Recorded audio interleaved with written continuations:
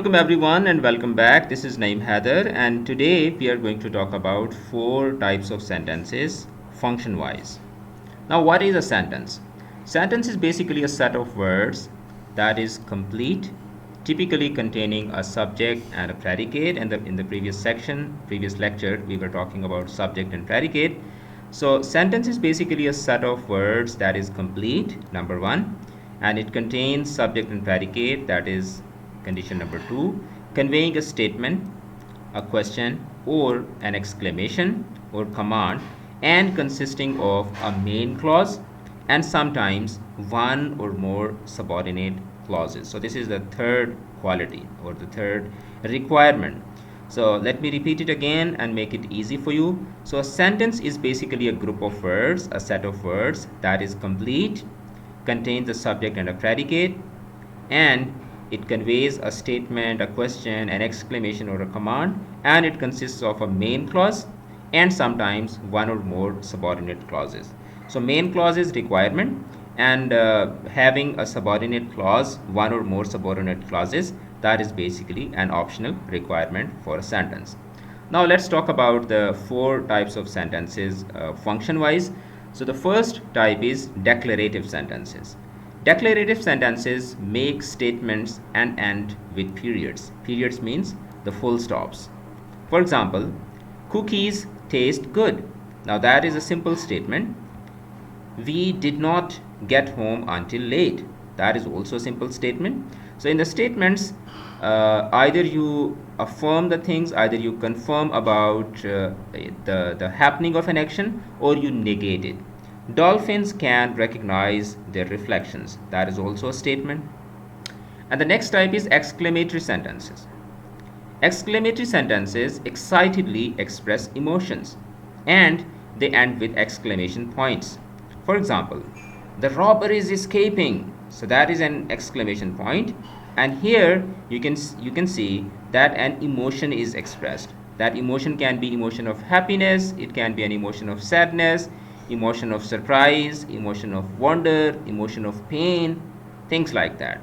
And if you remember in the first week, we were talking about parts of the speech, and there I gave you the concept of interjections.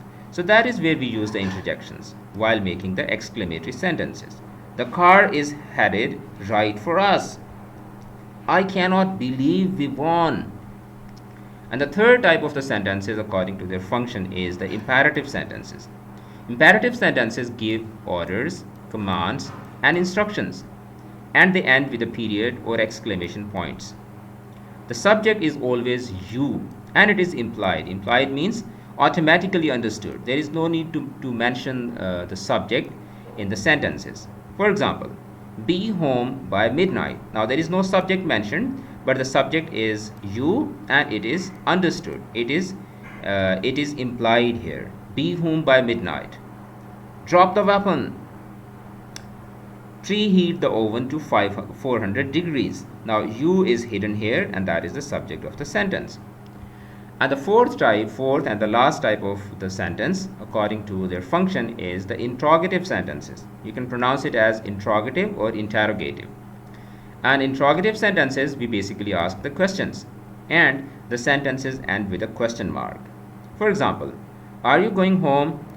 And if you are making the interrogative sentence, don't forget to add the exclamation, the question mark, or the sign of interrogation. When is the graduation? Why didn't I take notes? Now it's time to practice and see whether you have understood the concept or not. You have to write down whether each sentence is a declarative sentence. I'm going to give you some sentences and you have to tell me whether the sentence is a declarative sentence, an imperative sentence, exclamatory sentence, or interrogative sentence. So if you're ready, okay. So this is the first sentence. You have to tell me whether sentence number 1 is a declarative sentence, an exclamatory sentence, an interrogative sentence, or an imperative sentence. And similarly, this is sentence number 2. If you don't have a pencil, you can use one of my crayons. Why aren't you doing your homework? The students wondered how many questions they would have to answer. I'm so happy that we don't have to write the sentences. Stop playing around and listen to instruction. We have to answer and review 10 practice questions before the lesson is done. Why didn't you put your name on top of your paper? Stop bothering here. Stop bothering her. He wondered why he got number 10 wrong.